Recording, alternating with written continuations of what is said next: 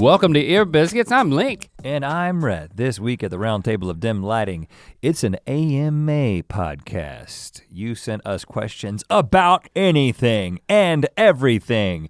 And we've selected some of our faves. That's F-A-V-S, short for favorites.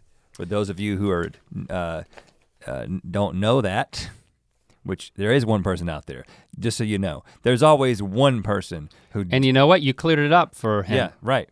Oh, it's a guy. Definitely a guy. You cleared it up for him. It's definitely a guy. The first question, because we're gonna get right into this, comes from me.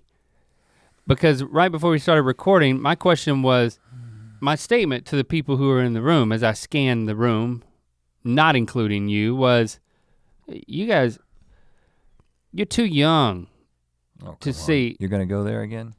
Yeah, I thought you just did that, but that was a pre-podcast thing, and now you're gonna bring it up here. Okay, whatever. I think it's worth bringing up because I need some camaraderie here because you didn't back me up. I'm not a communist. There was a time in my life where I had a television that in order to make it work, you had to hit the side of it.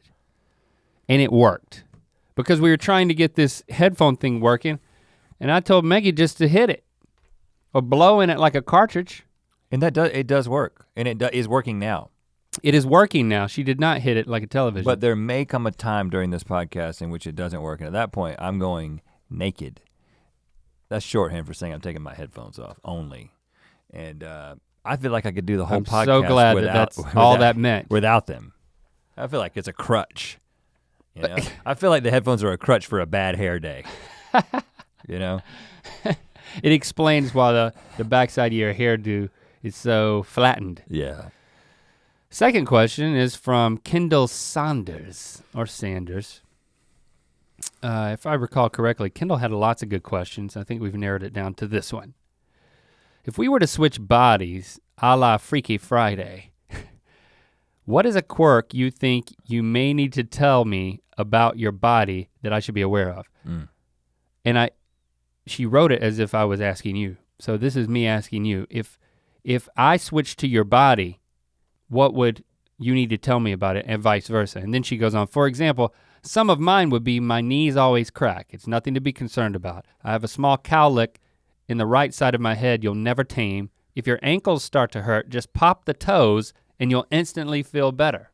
That's if you go into Kendall's body, I love this become question. Kendall. I love this question because pops her toes and her ankles feel better. Yeah, only Kendall knows that.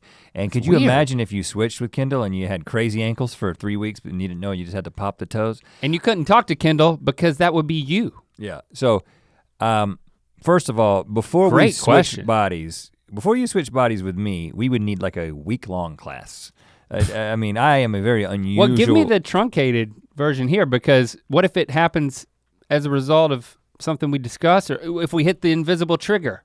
I don't know, I didn't watch Freaky Friday. Yeah, I missed that one. Well, first of all, just being a large person, you know, someone who's 6'7", who's about an inch shorter than your typical door frame. Oh.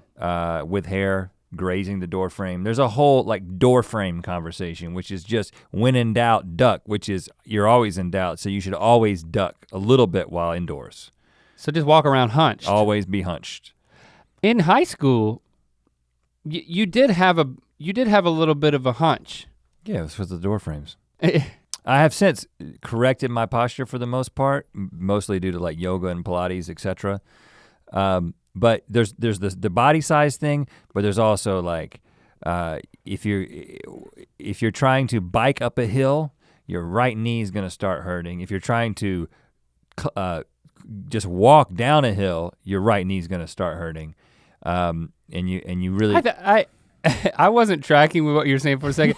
I didn't know you had moved on to other things. I thought you were still talking about your height going through a door frame. So I thought you were presenting an analogy. Yeah. It's, you know, if you bike up a hill, your right knee's gonna start hurting. In the same way, you have to duck going through a door frame. New stuff. You've moved on. Okay, so I should listen if I'm going to become you. Your right knee. Yeah, I can get little fellers out with my tongue. I knew that. That's a good reason to become you, because A, I don't have tonsils anymore to have the tonsil stones in them, and it's so annoying being on the receiving end of Like you're making that face and I can tell you're digging your tongue into the back of your throat to pull out a pustule. I don't even get them anymore. When's the last time you saw me make that face? It's been years. That's true. The reason is because I got so adept at just getting stuff out the moment that it's in the tonsils that it's almost just like a knee, it's a completely, it's subconscious at this point. It's part of your eating regimen? You just lick your tonsils? Then I clean my tonsils You out lick your tonsils. Yeah, I don't even think about it anymore. That is, see, and you know, you, Ear Biscuiteer, are feeling the same way I feel, which is, this is gross. Why are you talking about this? Well, it's important information if you're gonna take over my body. But I am curious when I do become you and I experience it from the inside out, if I will get it. If I'll be like, oh, I understand why no matter how much I tell them it annoys me or how gross it is to anyone, including everybody listening, that it's now worth it. I know that it's worth it. Yeah. Is that what you're telling me? Well, I'm just also saying when you turn your head to the left, you're gonna feel 4 pops, completely normal, happens every time. You're gonna have a recurring pain in the upper back, a recurring pain in the middle back, and a recurring pain in the lower back. But if you get up and do a series of stretches, which I can give you diagrams every single morning, preferably with your dog on your face the whole time, you will gain mastery over these things. Also, every once in a while, just while breathing, you're going to feel a sharp pain right in the middle of the chest. You're going to think that you're having a heart attack. It is not a heart attack. It is also not a pinched lung, as Link would call it. Yeah, a pinched lung, it's being pinched. The lungs don't have nerves. It's just a spasm of sorts in your rather impressive pectoral muscles, I will say that. Let's see, what else? Can you follow him on Instagram? I mean, that's just day one. I could go on, I won't, because this is an unlikely scenario, but I'm just saying I got a lot I can tell you. What about you? When you enter my body and become me, that's kind of a weird way to put it. I would say just enjoy it, man. It's pretty, the water's fine. You don't have any like precautions, like don't touch sharp objects? I mean, like, no. I would at least say that. Just live with and sleep with reckless abandon. You know, the world is your oyster, man. Just crack it. Crack it, drop some Tabasco on it, and slurp it down. Just enjoy it because it won't last forever, but it will change you forever. I believe it. You'll be you. Well, That's a pretty big change. When you change back to you will still have lasting effects of swimming in the ocean of Link. Oh gosh, let's move on to the next question. I could go on. Please don't. We'll both write manuals. Mine will be an existential yours is guided not a manual. tour. Yours is not helpful. Tafe Andrews asks, do you have a paramedic on set? Oh, that's a good question. So as we're filming Good Mythical Morning, do we have a paramedic? Actually, yes. And that is a recent addition. Yeah, it is. And on any given day, I mean, we have a rotation of paramedics. It's not the same one every day. I don't think they can handle the suspense. But this of me almost chopping your fingers off. But this is a slow build. I will say blowing your face off of something by accident. If you go back to basics, if you go back to the first few years of GMM, there was nothing. If we had I was your paramedic. An accident, you were my paramedic. Someone was going to die, and then that turned into sometime like 18 months ago. Well, there was a middle point where we would, if we like one of the first people we hired, we were looking for an editor, and so we were looking for an editor / CPR registered babysitter. I think we didn't say that, but that's kind of what I don't recall that. When we were looking at resumes, it's like we knew we needed a lot. But I do seriously remember about 18 months ago, Stevie was like, well, several people on the crew are now CPR certified. It's like, good that's idea. A good idea. And then in November, we'll give them something to practice on. When GMM became a YouTube original, and we were able to get some more resources, one of the resources that we got was a budget that allowed us to have a full-time paramedic. And the funny thing is regardless of who it is, it's, I look over there and I see her face from time to time. She's like a hawk. It's never a relaxed face. Yeah. It's always like this, it can hit the fan real quick here. You know what, maybe I'll own some of this. I don't get the impression from the paramedics that I put them at ease. No, you don't.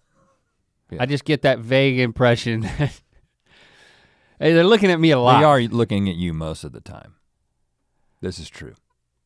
I mean, there was a recent thing that we filmed that I'm not gonna describe because it's not out yet. It's like a special thing. It may never come out, by the way, depending on how the thing before it goes when it comes out. Oh, that thing. So because we filmed your thing, then we filmed my thing right afterward, even though we wanted to introduce space in between them for you to have some time to digest one before the next. And when I thought it was a near-death experience. Like the point was I wasn't supposed to say anything. There was like a conceit to this video. I'm sorry I can't give you details, but. I thought you were acting. I was not acting, but I was staying in character. Huh. You did a Think good about job. that.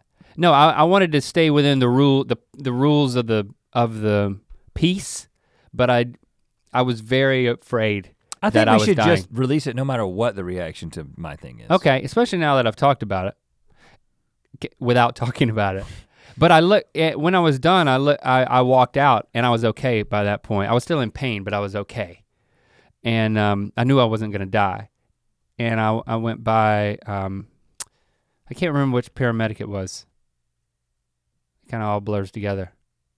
Anyway, she was, I was like, what would you have done? And she was like, well, I was thinking about that, but I didn't reach any conclusion. So she was there, she was thinking it through, like, oh, I'm the one, but I don't know how to deal with this specific thing. But I mean, we can't really keep talking about it unless you want to say what it was because. Well, there's certain things that you're choking on that there's nothing you can do. Yeah, Heimlich doesn't work for certain things yeah. that you're choking on. We'll leave it at that. And we will get back to these questions in 1 second, but we will stop very briefly to let you know that you know what you can get? I actually wore it. Tell me. On the podcast recently. Yes. Cotton Candy Randy t-shirts, guys. Yeah, it says, hi daddies, which is Cotton Candy Randy's favorite thing to say. And when you put the shirt on, it whispers disturbing secrets in your ear. Cotton Candy Randy is my favorite person. And a lot of people think that it's just a character played by Jordan, one of our writers, but actually he's real. It's just a real, I don't wanna say superhero, but fictional. Person. A real fictional He's a character. person. He is a fake person played by Jordan. Is that what you were saying? No, he's like the Easter Bunny. He's a real fictional person. Right. He's not just one of our writers He's playing a cultural phenomenon. And a lot of people really, now first of all, Cotton Candy Randy is polarizing. And polarizing things are my favorite things. That polarizing things are great on t-shirts. Yeah, and so if you hate Cotton Candy Randy, that's why I love Cotton Candy Randy. And if somebody doesn't hate it, it's not worth loving. If somebody doesn't hate it, it's not worth loving. That's how I feel about it. Because if everybody's just like, you're looking at me like I'm supposed to vouch for that? It's pretty good, then it's not great. Somebody's gotta hate it. Some people hate Cotton Candy Randy. I will That's what makes say it so great. The haters should go to mythical.store and buy the Cotton Candy Randy t-shirt because then you can burn it. You're buying the right to deface it. Yeah, you can do whatever. It's not like money here. You can buy our merch and destroy it. Right. Just as long as you buy it. Because if you destroy it, you might want to get it again. Support entertainment, rep your teams. You can get that at both mythical.store, but you can also get it at amazon.com/mythical, our Amazon store. Check out both of those stores because they have different stuff. Yeah. Except for that, which has both of them. Yeah. It's your turn to ask a question. Well, then let me ask it. This one's from Catherine Zybarth. Yes. I've always wanted to know what your wives think about your jobs. There was an exclamation point. I didn't anticipate it. Especially when you dress up like women. Well, that's weird. Cry laugh emoji. Well, should I include emojis in when I ask the question? Yeah. The part about dressing up like women does not blip their radar. No, because we do that at home most times. I'm just not digging into that one because it's just a non-issue. Yeah, they're kids or wives are ever surprised by what we may wear, come home smelling like. It's just all a big blur at this point. Now, you know, Christy nor my kids watch every episode of Good Mythical Morning. They, you know, I come home and it's like they live with me. That's the show right there. That is the show. No, it's like, I don't know. I don't think I'd wanna watch somebody that I lived with, watch their show every single day. But then they do like it and they do like to catch up on parts of it. But so Christy doesn't watch that much or listen to Ear Biscuits that much, but today, I got a text from Christy. I'm pulling it up. Just a few hours ago.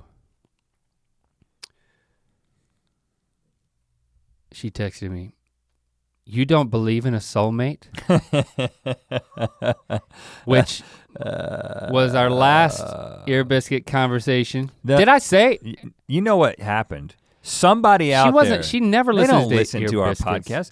What happened There's is a somebody rat. who knows them listened to our podcast and then and was like, knows our wives. And then you think Jesse might have gotten a. I bet you when I get home tonight, I'm gonna get it. She ain't gonna text me. I don't know. Did you say She's just gonna something? wait till I get home. Did you? She's gonna ambush you. I said the same thing, but she knows this is how I feel already. She knows that. In fact, I think the fact that she knows that that's how I feel makes our love even more special, right, honey? Well, let's pause on that for a second. This is what I responded to Christy. Ha ha. Oh. I was telling you about this. Oh gosh. Oh really? That's your response? I think I was. Ha ha. I think I did. I'm pretty sure that I had mentioned to her that this had come up on an Ear Biscuit. Oh, but it hasn't come up in a personal conversation before? Not in recent years. No, it's not like dinner talk for us. Hey, let's bring up that are we soulmates conversation again. But it's honestly, not are you soulmates? Is there such a thing as soulmates? I know, and then she responded, I don't remember. And of course, I can't tell if there's sarcasm in that. I don't know, I haven't talked to her. And I was like, yeah. And I love you, and I actually do think you are my soulmate, smiley face. It's our special secret. Oh gosh. What? What? And you left it at that? And then she says, nope. That secret needs to be made public. Oh, well it has been now. And I responded, winky face emoji? Oh gosh. It's almost like you're in a different conversation. Right yeah. Well, first of all, that's not a winky face emoji. That's a semicolon and a parentheses. Do you not Old school, understand man. how it's done? Old school. There's a whole keyboard for it. I also hit televisions to get them to function. Whoa. Winky, you think I the actually winky? think that it will automatically translate into an emoji if you do it right. I didn't.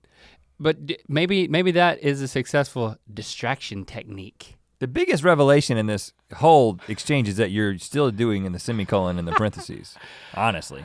On a phone. In an email, it's one thing. I'm certain I've On a talked to phone? her about it, but she does not listen to this podcast, and we have a rat. Who is the rat? It could be my sister-in-law, it could be your brother-in-law. Yep. There's a number of people. Well, that's the only two I can think of. Your sister-in-law listens to this? Yeah, I recently found out. My brother's wife. Oh, yes. She likes to listen to it while she does things. Oh gosh, she's listening right now. We're making it worse. You know what?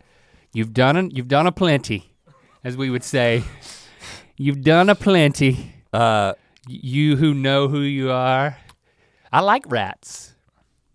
Many people have rats. But as in pets. general, our wives really love our show, except when we say things like there are no such thing as soulmates. I'm certain that I've talked to Christy about her not being my soulmate any more than I almost texted back. I was like, yeah. Well, hold on, but you're still putting it wrong. You don't say you're not my soulmate. You be like, I don't believe in the concept no of one has soulmates. a soul. Yeah. And you know what? I could be wrong. You know can what? I've become a changed my soulmate. mind. You can become a soulmate. This is much easier this way. I was wrong. I am really sorry. Christy is my soulmate. I'm her soulmate. I don't know about anybody else. Yep, and Jesse's my soulmate too. Right. Solved. Katie Ann Lingvarsky. Yes. How do your kids handle you guys being famous? I'm not sure if you'd like that to be the word I use, but you understand. Oh no, you can say it. Since they go to school and everyone is on the internet, do they love it, hate it? Do all their friends watch you guys? This is a great question, Katie Ann. Because I think that our kids do have opinions about this. Yeah, they do. I mean, Lily's 14, Locke is 13, Lincoln is 12, Shep, how old is Shepard? 9. 9, and then Lando is 7. And they're all about to increment up a year. Many of them, everyone except Shep will turn a new year in the next 30 days. How many numbers can you say wrong? I don't know. 12, 4, 20, right? None of those were prime numbers though. I'm proud of that. That's so weird. Well, I know your eldest. Locke has been more concerned about it than Lily, which surprised me a little bit. Lily going to a new school and all. I mean, my interpretation is that Locke wants to be his own person, wants to establish his own deal, doesn't want to be first and foremost known as my son, and you never get a first chance to make a second impression. Yep, and there are situations like there have been some things like there was an event at his school that was like some sort of like pancake breakfast or something, and this is like he had been going to school for like a week or two, and you know he was new to school because they'd been homeschooled. And he was like, Dad, I don't want you to come to that. Because if I go to something that with kids in that age group, it can, you know, the pictures start and it just becomes about me being there. And yeah. So you immediately knew why. And I'm like, cool, I don't want to go anyway. No, but so I get out a lot of things because, but I totally get it. And then we had there was like an event, like an Oktoberfest event that some of his friends were going to, but we were also gonna go to it. And he was like, I don't wanna walk around with you. You know, and I get it, I totally get it. And I actually went to that thing or something very similar to it with Lincoln. He's a grade lower at the same school. And yeah, there was those moments, there was like some picture opportunity moments and there was just a risk there of like, was this, you know, how's that gonna, Lincoln wasn't too fazed by it, but I don't like it when it happens at one of his things. Yeah. You know, like a sporting event or something like that. Right. Like the team that you just played wants to, kids from that team want to come get a picture of me. I'm just like, but I don't want to be a jerk to those kids and be like, no. Yeah, that's happened to me too. But so Lincoln's opponents are taking pictures with me. It's like there's a loyalty thing happening here. Right. Yeah. I don't take pictures with the enemy. But I mean, I went to Lando's grade school for some event and he was like so excited to have me there. And then there were a few like with those younger kids, even a few picture moments happening and like he just went away. He went somewhere else. He did not want to stay right there. Mm-hmm. I mean, Lando's pretty shy, you know, so he definitely would never see that as an opportunity. Hey, you know, like I probably would have when I was his age. And Shepard does. Oh, and Shepard does. Because when we were talking about this, right when they were starting school, I figured that the word would get around. Mm-hmm. And so we were just talking about, have kids come up and like asked you, is your dad on the internet or whatever? And Lot was like, yeah, and he kind of took the approach. He was like, sometimes I just say no. Or like, I don't know what you're talking about. Like, cause I don't want to have a conversation about it. But Shepard was like, I told my class on day one. My dad's on YouTube.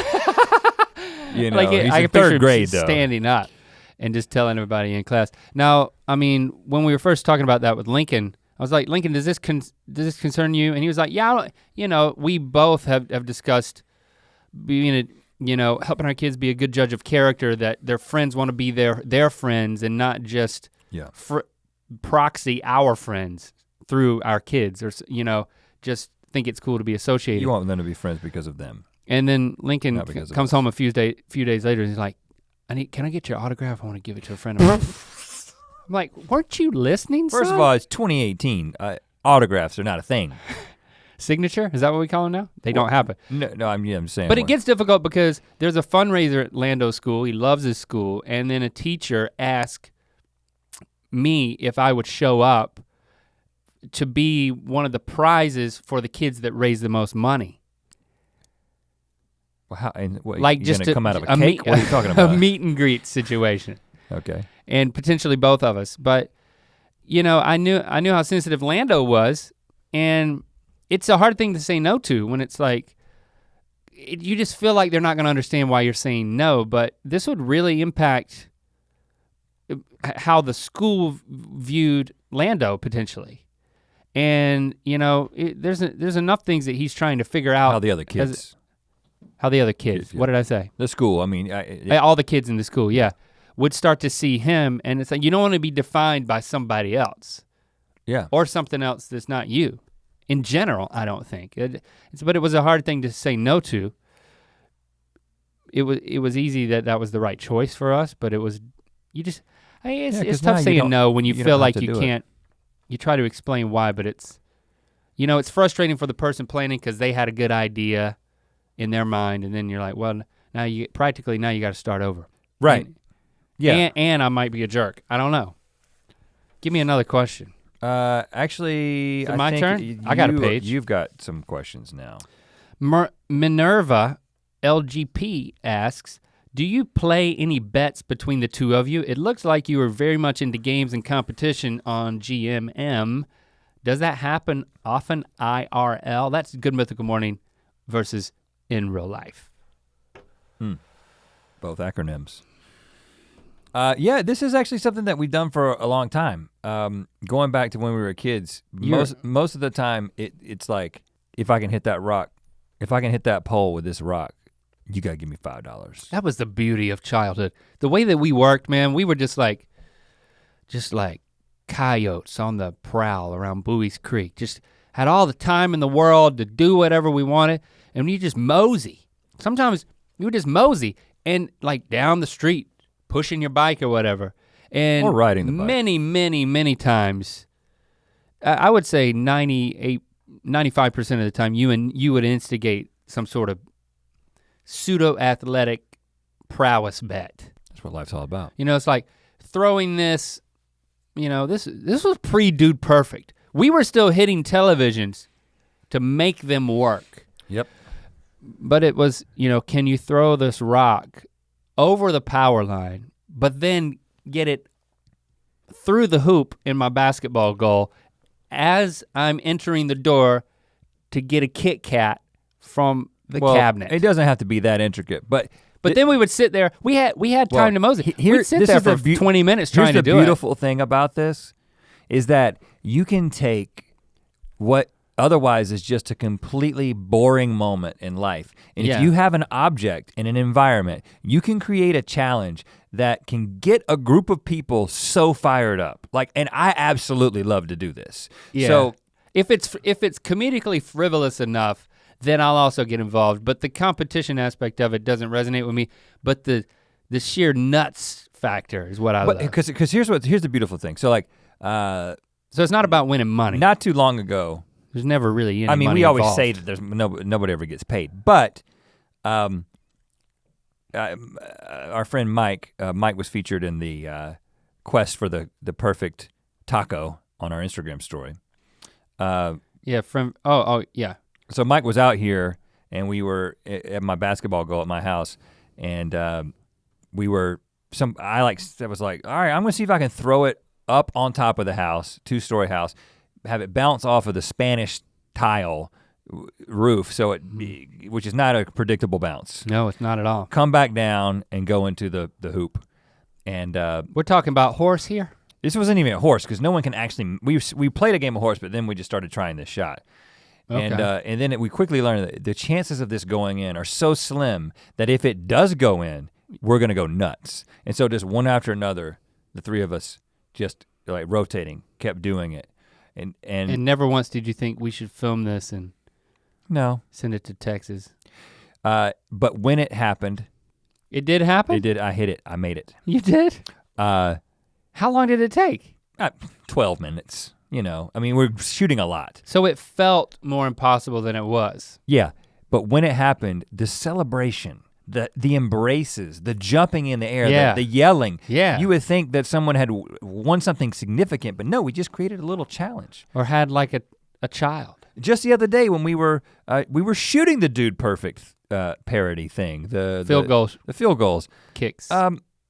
We got down to the end. We got done. And I was like, I'm gonna throw this football into that trash can. Yeah, from a distance that any middle school quarterback. It was like 20 yards. And I threw it like 20 times and eventually what? You threw once, then I threw it. And when I threw it, I almost hit it right off the bat. Yeah, but neither of us made it. It never. Well, my shoulder got hurt, and then the paramedic had to come over and help me with it. Like, exactly. Like 2 throws in, Link's sitting down getting massages from the paramedic. The only useful thing the paramedic has done the whole time that we've been employed. No, she's given us a veneer of safety. Well, it's very useful that she's there. She's kept our insurance policy legit. Yeah. Those are 2 big things, and then the third thing is the most work. When my shoulder got tweaked in the quarterback zone. She lent a hand. It wasn't. When you say getting a massage from the massage lasted 20 minutes. I was like, when is Link gonna get back into this? Well, I lost heart, man. I didn't even get it in there because I lost heart because you just got a massage. But Andrew, the cameraman, started tossing it. Yeah, but nobody did it. Not the same as me, huh? No. You can say it. It wasn't the same. That's it. Anyway. Shoulder still hurt. I think it's a great way to inject some stakes into your life. A hereditary shoulder issue. I went to therapy a few years back. That's what got me back into the gym, to maintain the ground I regained from physical therapy in this joint in my shoulder. But my dad, he picked me up from college one day and he took me on Christmas shopping to buy my gifts, because that was our tradition. And we were having a good old time in the Crabtree Valley Mall, and I just leaned over and I just punched him on the shoulder. Just like what we call a love lick. My granddad would always pinch me or like give you a twister in the T region. Mm-hmm. Or like just a good wallop on the arm or a frog on the leg. That's a love lick. So I gave my dad one of those. That's just a way to non-verbally say, I love you and I'm powerful. And my dad didn't tell me for like 6 months, but I severely damaged his shoulder. Like he said it started hurting, so he had to go to the doctor and like the ligament had separated. Oh gosh, you're such a jerk, man. I'm such a jerk. Bad? I felt horrible. And he didn't tell me for 6 months. And now I think I'm getting it. So I'm literally telling my kids, like, no love licks in the shoulders. You know how broad they are. Usually that means they're not susceptible to things. I mean, they're really far apart.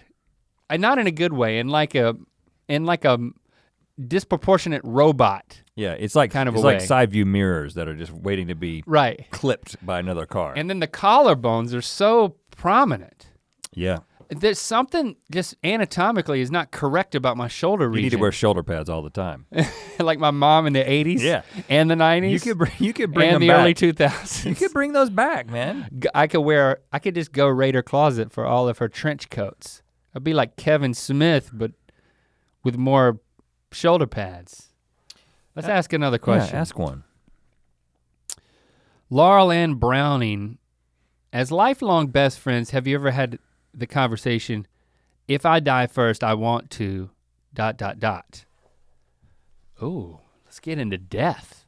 If I die first, I want to ... Have we had this conversation, she wants to know? Well, we did have the tactical, logistical conversation just about because we had to create our whole insurance deal, like a couple years ago when we went through the whole process of creating wills and insurance and that kind of thing. But none of that really answers the question. Well, because I mean, it turns out if you have a successful business as a duo, I mean, that where you're kind of the faces of this thing, it was pointed out to us, we had to explore all this stuff that literally included like, if one of us dies, like what happens? I mean, cause you have this catalog of videos that, face it, when one of us dies, a lot of you will watch a lot of them. Even more so than are being watched now. So that generates income. And so it's like, well, how do you distribute that? If I die, well, I get all the money. No, because I got a family. That's what my contract says. No, so and then it was like vice versa, and then it was like, well, it's if we both died, it's like when they say that like Taylor Swift has her legs insured, which I don't know if that's an urban legend or it's true, but basically it used to be Mary Hart. They just updated the urban legend. The duo is insured, right? So when the duo is no longer a duo because of the untimely death of one of the duos, one part of the duo. Our wives, the other person's wife will be well taken care of, and there'll be there's an insurance payment which basically so like let's say I die. Good. Then now you're figuring. I don't mean good. I mean if we're gonna say one of us, it's good that you chose yourself. Yeah. And so then you have to kind of figure out, well, what are you gonna do, right? What's next for the Linkster? Yeah, which and incidentally, that's a much bigger question. I do think you should begin to refer to yourself as the Linkster. At that point. Because you just, right. What I found is that with the exception of Cher, you can't just have a one-syllable name and just be known by that. Link. You got Oprah, too you short. got Madonna. You gotta go to the Linkster with a the. That's my first piece of advice. But also, I already knew that. You will get paid an insurance payment, which is the whole Link transforming into the Linkster transition period, where you're figuring out what you're gonna do. And what is the Linkster gonna be known for? Are you gonna learn to juggle? I suggest that as well. Mm-hmm. You can take it or leave it. All these ideas are great. There'll be quite a bit of floundering. And the floundering will be covered by an insurance payment. Right. And by that I literally mean fishing for flatfish. The Linkster whose eyes floundering. Right. It's just gonna be, you're gonna do like a Bill Dance. A sabbatical. What was his Bill Dance, yeah. Was that his name? I was watching Bill Dance. There's a Reddit montage. Yes. You saw that? I saw it a couple weeks back. It's so good. Bill Dance. Is it Bill Dance? Is that his name? Bill Dance. I feel like verify that, please. Fisherman Bill Dance? He had a fishing show, and I think he still does, and he wears a Texas hat. Tennessee. Oh, I'm sorry. Oh gosh, you just offended so many people. I know, I'm just out It's an orange tea, I'm not out a of burnt orange Longhorn. It's Tennessee. We just lost a lot of fans. They're gone. Now I'm just talking to you, because that's all we had. It's kind of Winnebago man-ish. Yeah. But it's Bill Dance talking to the camera while he's fishing, and then all types of stuff happens. He's the greatest. No. You're the greatest. The Winnebago man is the greatest. Oh. No. They're all the greatest. They're both great. They're both great, right. Why do I always forget that? But anyway, so that's taken care of. The worst runner in the history of Good Mythical Morning. It always has to be reestablished and re-explained as to what it is. I saw comments on that. But it's a legitimate question. We're having the conversation now. I mean, Link's gonna potentially be a fisherman. But they're saying if I die, what Laura wanted to know was what our funeral plans are, which we specified a lot of those in the book, so we won't go through that. Just book of mythicality. And that does lead into a tandem question, which Faith Shoecraft, will you be buried next to each other? Yeah, so if we die together, that's simple. We know how the money's split to the families, and you don't have to worry about floundering. Right. But before we answer, we would be buried next to each other. So I think that it's not. You teasing that? It's not That's a like big one, huh? Yeah. I like to tease when I can. It's not like you would go back to be an engineer, or I would go back to be an engineer, just because we would obviously continue on in some sort of entertainment. Yeah. And then there's questions of like, do we need? Should we replace the person, or should we just be a solo act? Like these are all legitimate questions that we would answer right now. Whoever is left, no, we should. That's a cross that bridge when the person dies situation. Right, and again, there's money for floundering. Yeah, and you never know what it's going to be. Is this a death you can see coming from miles away, or is this sudden? Real interesting. Not sad at all. So we're pushing that off. But if we die at the same time, will we be buried or not? Or not? Will we be buried? I'm not going to be buried. Okay, I'm going to be cremated. B, okay, is that news to you? Well, once they asked it, I was like, man, that would be pretty cool.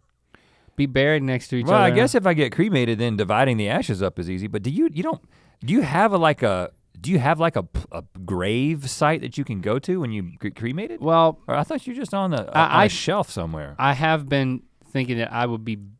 I think in the book we say that we're going to be cremated because that led to like a comedic.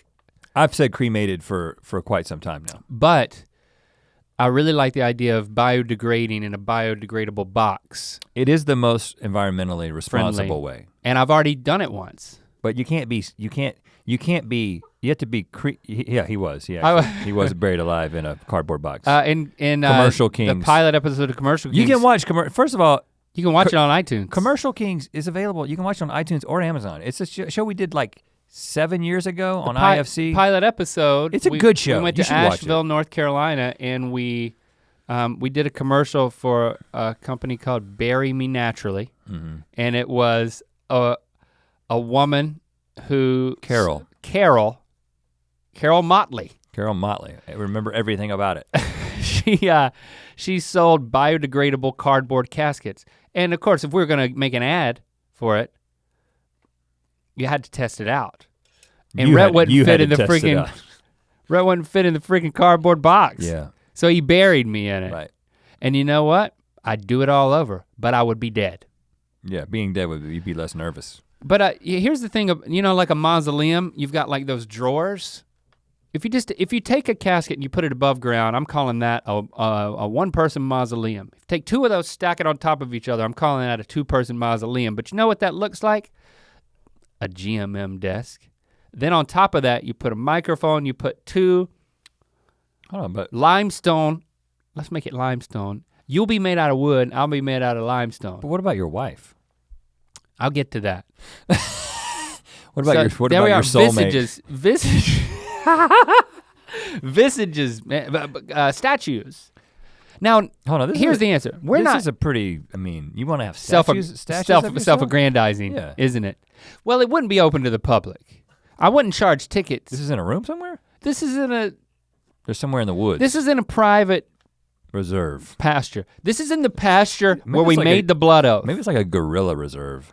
That'd be cool, and you have to like get through the gorillas to get to the statues. But it turns out gorillas are actually very peaceful. Spoiler alert. But they're very scary and intimidate most people. Gorillas are peaceful. So the people who know the truth can just walk right up to the statues. And if you pull on the microphone, there's audio of something that we said at some point. Plenty of that. We can make that right now. Hello, welcome to the Rhett Link Monument. Look to your left. That's George, the gorilla. Or a relative of George. Because we don't know how long George is gonna be around. Just name them all George. That's a footnote. Yeah, they're all named George. He looks pretty intimidating. You had the good sense to walk through the gorillas knowing that they are naturally vegetarian and very unlikely to eat you. They can still rip you to shreds. Good for you. Thanks for showing up. Please return your map to the visitor center. You can also upon exit. You can also download the app, but it's too late for that because there's no cell service, or whatever they call it now, in this part of the forest. Good day. Just put your $50 in this box right here. Or any amount is accepted. Over $50. To help keep up the pristine condition of this monument. Okay, end recording. Side note, we're not in that. Like our bodies, our remains are not in there. Yeah, that's why I use the term monument. Right, right. Because I'm gonna be buried with my next soulmate. to my wife, my soulmate. But I'm not gonna be buried. I'm gonna be, well I am. I'm gonna biodegrade. I want to be spread. I want my ashes to be spread 50% Pacific Ocean, 50% Cape Fear River. You're being real now. I am, and my wife knows this. But if I decide to go biodegradable, she's just gonna have to cut me in half. And I don't know if it's gonna be like cut me at the waist. I think she should cut me down the middle. She's not doing any of it. She's instructing people to do this. Cut me down the middle because if the top half seems more important, well, the bottom half is pretty important. If you cut me mostly man, but horse where it counts. you cut me down the middle so it's laterally one half of my body. That part is, you can't just throw a dead body into the ocean or the river though. No. Okay, You gotta burn part of me. Cut my hands off, burn those, bury the body next to my wife, put one charred hand in the Pacific Ocean. You think this is one charred hand fun in the games, Cape Fear man. River. Nothing fun about it, man. I'm just trying to cover my bases. Facetious Pheasant, very active member of the mythical community, asks a lot of questions. Link, will you ever return to Instagram or at least post one last picture? Is that it? That's it. Man. Well, there's a hashtag Ear Biscuits, but I thought that was unnecessary. Last year, I was like, you know what? I'm really feeling that I should be on Instagram again, but I just need some incentive to come back.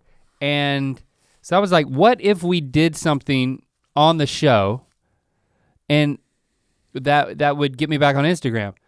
And then we were like, yeah, we can, people will enjoy that.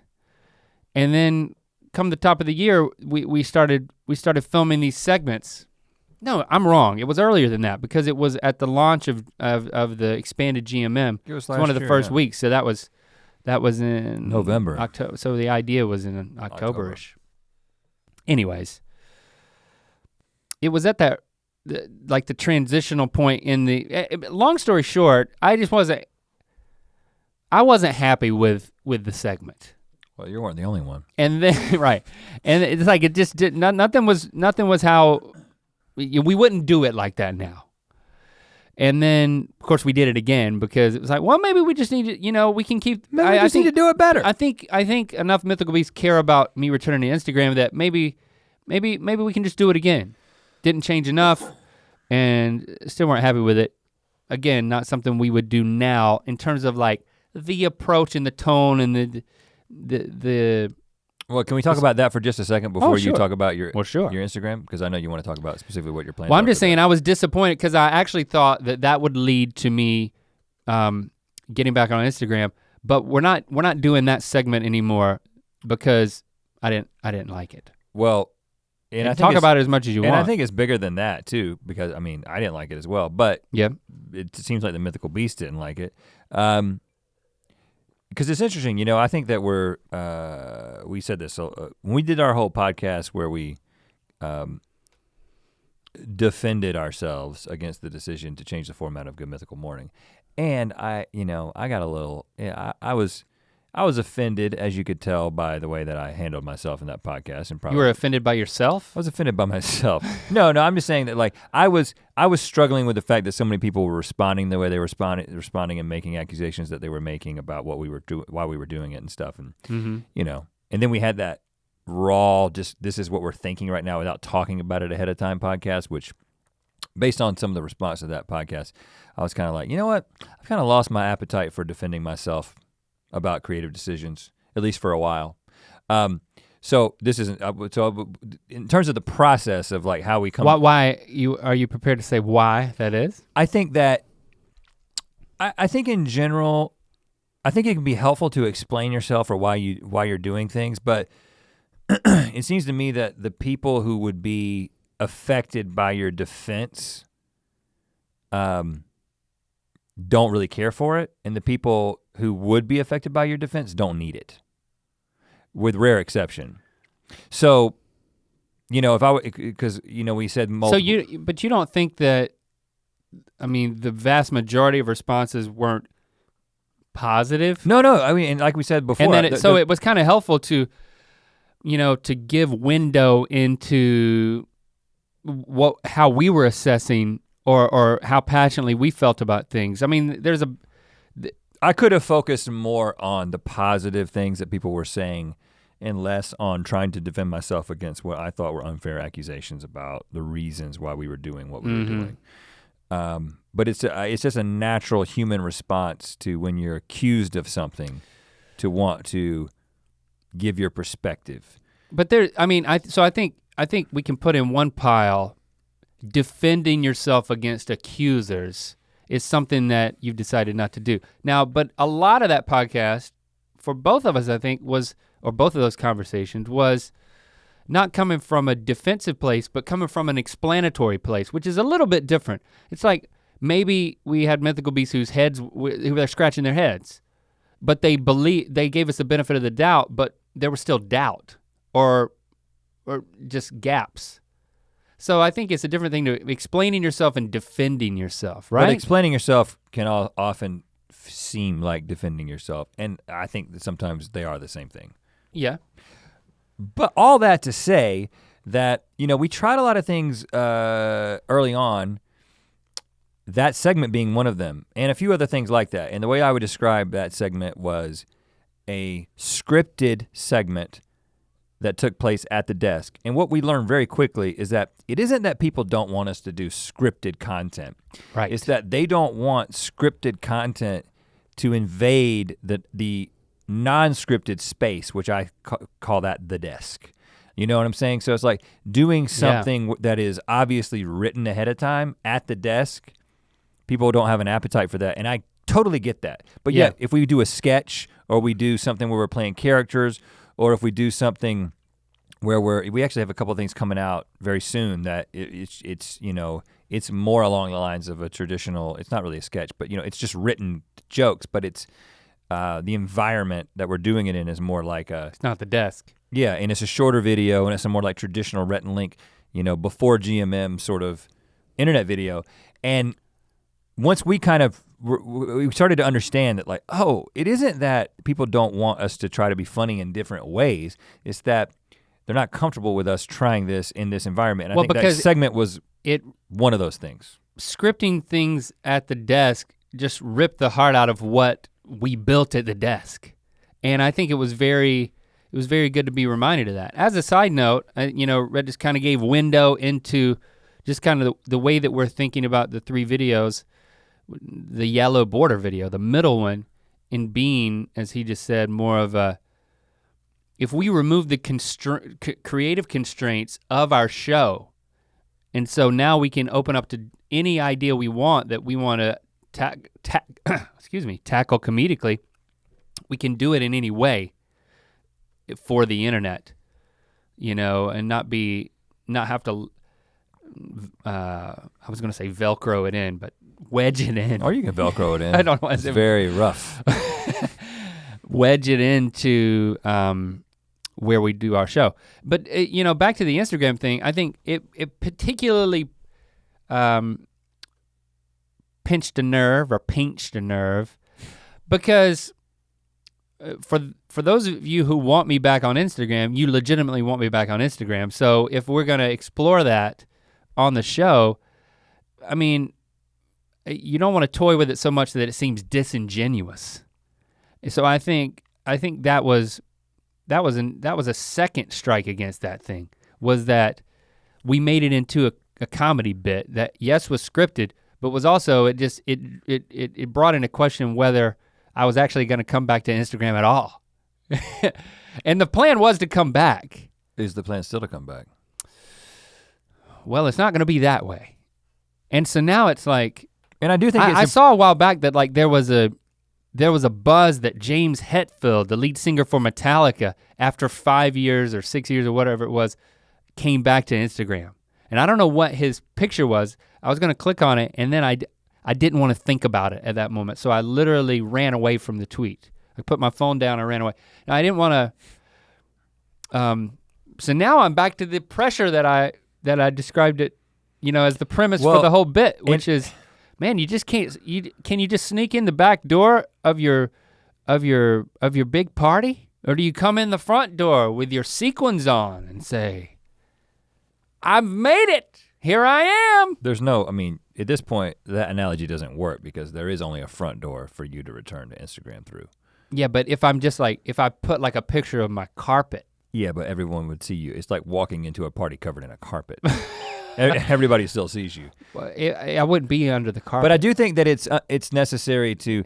James Hetfield, it was just a picture of him holding up, he was drinking coffee. What does that say? What's the coffee mug say? Glorious day, and then have a glorious day, but then when he picks it up, it's somebody flipping the bird underneath the it's coffee got the mug. middle finger. It's very Metallica. Ironic in a Metallica way. Very Metallica. Well, but I think it's important for you to, but it was cute for people to understand too that your return to Instagram would be a lot of hoopla around the first image, but then you'd be like me, probably worse than me. Oh gosh, worse. In terms of how often you post. I mean, I think I thought you meant promoting myself on my podcast. Oh yeah. I would be so much worse than you. Yeah. But I mean, we're both, let's just face it, man. We're both really bad at social media. Like naturally, our natural disposition towards social media is just really not great. I legitimately have hit the side of a television in order to get it to work. I'm telling you. That tells you everything you need to know about why I'm not on Instagram. Let's but I want to come back. I want you to come I'm back. Paralyzed. I want you to come back, I'm but paralyzed. Don't put so much pressure on yourself because you know that when you come back, there's still going to be like a month between pictures, and that's okay. I think I should. And just, the first one should be you covered. But in I carpet. have a world of pictures from the past. Can I just like act No. like it's my Instagram from a year ago and just like every day I'm posting a picture? I don't think that's how it works. Of all the pictures I've been taking privately. No. Let's pick the best question of the remaining questions. Oh goodness. I think you probably have a better one than I have here. Nothing against this particular question, but I'll read them all out loud, and then the ones we don't answer, people can conjecture about on using hashtag Ear Biscuits and see if they can be answered without us.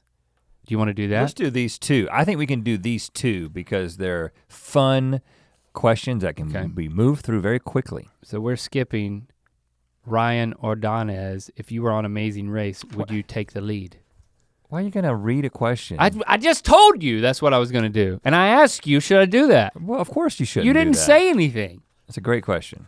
Yeah, I'd win. Okay, go to the next question. It wasn't who would win, it would who would take the lead. I would drive. You would drive? I get car sick. Yeah, and we would wreck. Even in a cab, I would drive. Look at us answering it. Hannah asks, well, or should I? This isn't just Hannah, this is half moon emoji, Hannah, full sun symbol. We're at the full spectrum there. What's your favorite texture? I love this question. Do you? What's your favorite texture? Is gummy a texture? It may be a good texture in your mouth, but what about like in your hands? In my hands, everywhere. In my hands, on my body, in my mouth. Gummy things do something for me. Like a very large gummy bear, I would sleep next to one of those. You know, it's not my soulmate or anything, but the idea Wife of just on one side, blob of gummy on the other. Taking just a large gummy, just a hunk of gummy, and just putting it on my cheek, and then taking a bite out of it, then putting it back on my cheek, and then rubbing it with my fingers. I love the idea of all this. But with gummy comes sticky. That is a bad texture for me. Yeah, but stickiness. Sticky's not a texture. Sticky is a side effect of this particular thing that has the texture that I love. Sticky is freaking texture. And you know what? You can get a gummy bear that doesn't have stickiness. Yeah, you take the sugar out of it.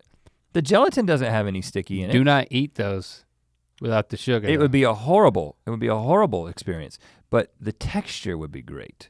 I'd love to just have a mask that was shaped just like my mask that I could just put my face into every day. Are you talking about like Haribo gummy mask? Gummy buoyancy, not buoyancy, but bounciness? Even a little softer than Or are you talking about like that unwet jello? Unwet jello? Or are you talking about the fruit snacks that your mom used to buy that were not the hardened ones, but the real mushy ones? The Welch's.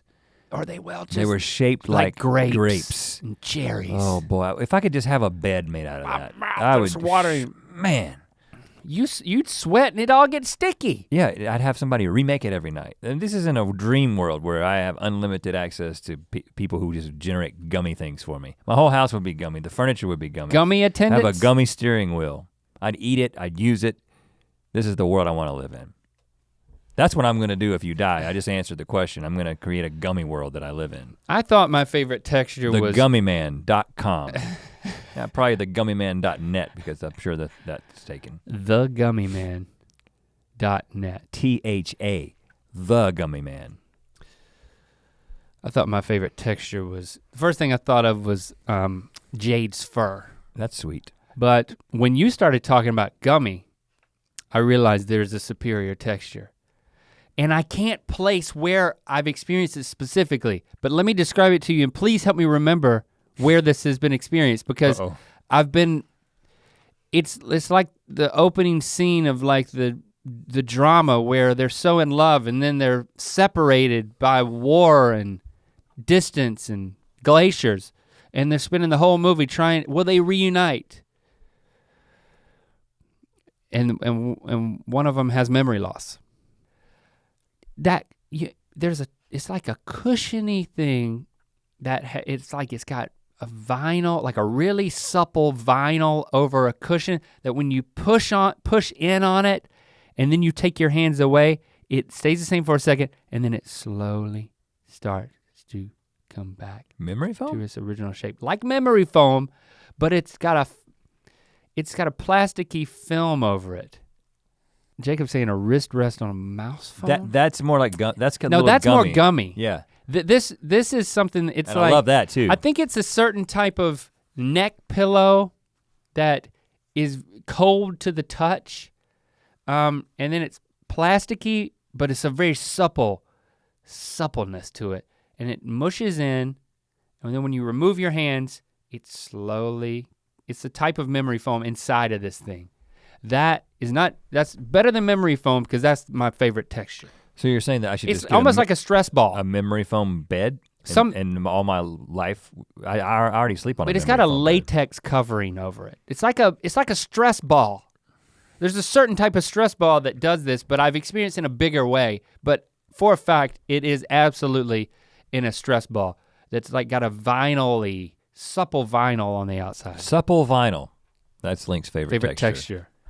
Last question. Ryan Morris asks, what is the oldest object that you use on a daily basis? That's an interesting question. Oldest object?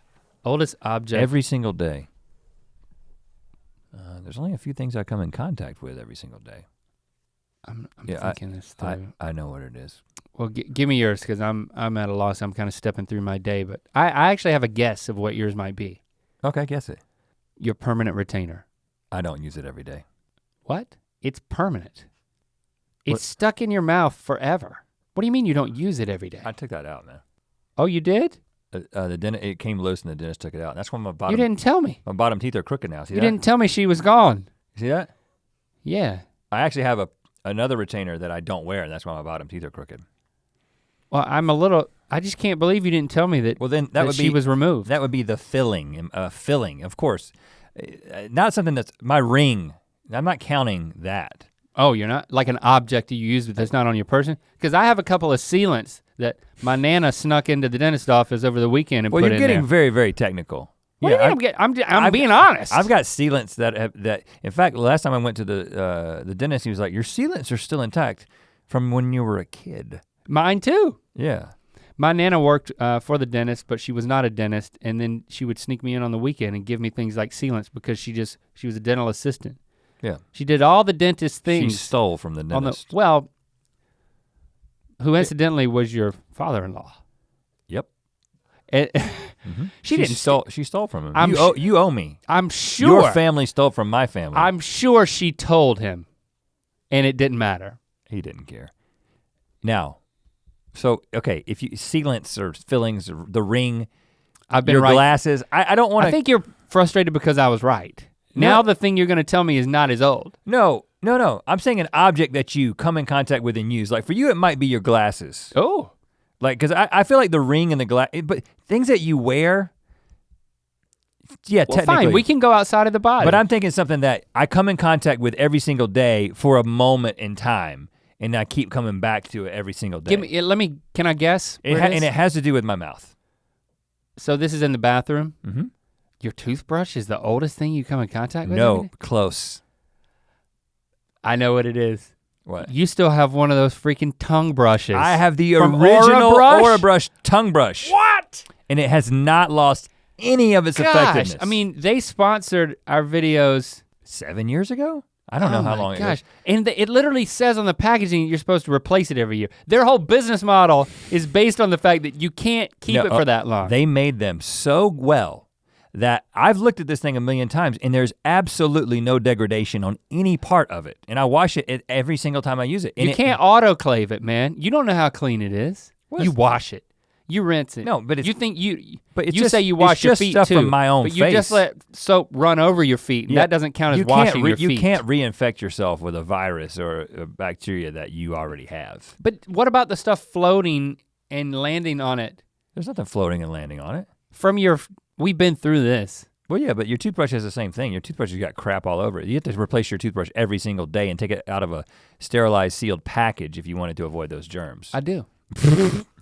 But to me, I think the thing that I come in contact with, besides my ring and my fillings and my sealants every single day, check, is my tongue brush, and it's so old. It's 7 years old. I got rid of mine not more than a year and a half ago though. So I kept mine for a long time too. And you got rid of it not because it quit working. You got rid of it why? Just because I stopped using it. You were like, you don't use tongue brush anymore? I don't. I brush with the brush again, and I'll use The brush doesn't work as well. I know it does. I mean, Brush is no longer a sponsor of anything that we do. Are they still around? I don't even know. But they had a saying that was a saying. It was a slogan. 90%, or it was just a fact. 90% of bad breath is caused by a dirty tongue, and I wholeheartely wholeheartedly believe that. Brush, come back to us. You should be brushing your Ear freaking Biscuit, tongue. We need you guys to be founding sponsors of our podcast. I don't know what that means. We'll call you that. There's absolutely no excuse for 90% of bad breath. No freaking excuse. Such a pet peeve of mine. Save the ad copy for when we've got the deal in place. Clean your freaking tongue and then rinse with 50% hydrogen peroxide, 50% water. Gargle with that crap once a month. You'll never have bad breath. I just saved your life. The oldest object for me, I just figured it out, is it's gotta be a t-shirt. Like, I had every day though? Until 3 years ago, every day. But a lot of days. But you had that one that you slept in. Yeah, my Math Olympiad t-shirt I got when I was in, I think 6th grade, and I wore it up until 3 years ago. To sleep in every night? Yeah, I slept in it. Because you wanted to feel like a math champion every night? Yep. To balance my jockishness. Oh gosh. I didn't say jock-itchness. I just want to make sure that came. Yeah, I knew what you meant. Oh man. But you don't have that anymore, and you don't have your freaking tongue brush. And you don't have something was up. You don't have your freaking retainer. I feel so betrayed. You haven't noticed my teeth getting crooked? I haven't seen your teeth in 5 years. Yeah, that's why I don't care, because you can't see my teeth. Right. My teeth could be any color. You can't see them. My mouth is covered by my lips. My teeth are covered by my lips, and then my mustache does the trick as well. Right, you don't need to use that other Total retainer. tooth coverage. Total tooth coverage. Yeah, I'm just gonna quit caring for my oral hygiene altogether, because it doesn't matter. Speaking of total tooth coverage, you know that we will totally cover your teeth in Ear Biscuits. Anytime you podcast it up with us, you can count on us every week to do this. Every week. We'll come back at your ears. Just be ready.